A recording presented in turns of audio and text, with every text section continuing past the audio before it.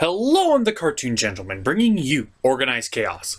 And welcome back to our Transformers Prime themed marathon, sort of, because it's only going to be 4 episodes unless I want to deal into Season 2. Let's just go with this. This is One Shall Fall, Part 1. This episode begins where the last episode ended, where Optimus was face down drunk, Megatron was going to be his evil Uber from hell, and the volcano was spewing out dark energon like it's no one's business. As Megatron was about to deal the final blow, though, he's cock-blocked by the Autobots, who managed to rescue their leader just in the nick of time. While Megatron gloats about how he has enough of the blood of Unicron to resurrect Unicron. Isn't that kind of redundant?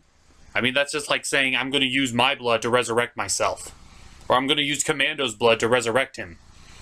Just sounds weird. Well, we then head back to the Autobots' hideout, as everyone is just confused about everything that's going on. But let's go ahead and let's start with the fact that June Darby, Jack's mother, is scolding Optimus for allowing Raph to be hurt in the first place. June? That's not Optimus's fault. If anything, it's Bumblebee's fault. But being the noble warrior that he is, Optimus apologizes anyway on Bumblebee's behalf. But June has had it up to here with all these Autobot shenanigans, so she tries to take the kids away in order to keep them safe from the giant robot menaces. But unfortunately, her own kid and Miko refuse to go because they are the ones smart enough to realize that the safest place is with the giant robots who want to protect the planet. No matter how much of a problem Miko is throughout the entirety of the series, this one line right here kind of makes up for all of it. Transforming vehicle? Miko, I'm serious. You're not my mother. Miko. Neither are you. Yeah, it's good to know that she really doesn't give a fuck no matter who she's talking to. Whether it's a giant mother or a giant Autobot. Well, as Raph and June obviously leave and will clearly never come back, Agent Fowler calls up Prime and informs him that a huge weather phenomena is encirculating the globe. Volcanoes going off, earthquakes, storms, tsunamis, all of it happening pretty unrelated to each other if they didn't happen all at the exact same time as dark energon erupted from the Earth. But enough about that. Hey June, Raph, how was your poor decision on leaving the Autobot base and going off driving back to your house during all this weather incidents? No!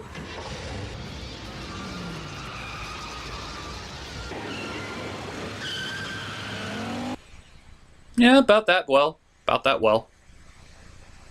Dumbasses! So, Bumblebee manages to rescue the idiots and send them back to the Autobot headquarters, as they all try to figure out what the hell's going on.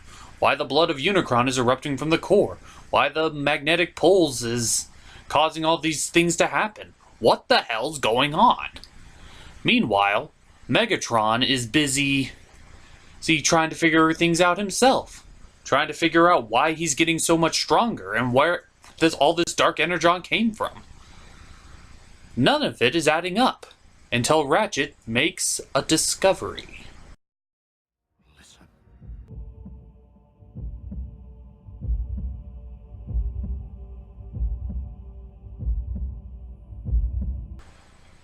But of course, that's what Ratchet plays. This is what Megatron discovers. Pickle Barrel, come quack, Pickle Barrel, come quack, Pickle Barrel, come Stop, Pickle Barrel, Soundwave. come quack, Pickle Barrel, come Turn quack, it Pickle off. Barrel, come quack, Pickle Barrel, I can still hear it pounding in my brain. Pickle Barrel. Well, as they figure out and piece the puzzle pieces together, an unfortunate but still very real theory comes to mind. The fact that the Chaos Bringer, Unicron, is the center of the Earth itself. Unicron is the planet Earth. What a twist! Why are you doing that?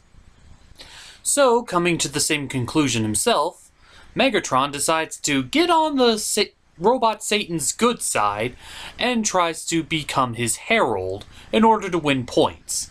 But Unicron's not having any of it, since he sees Megatron as nothing more than a lowly bug.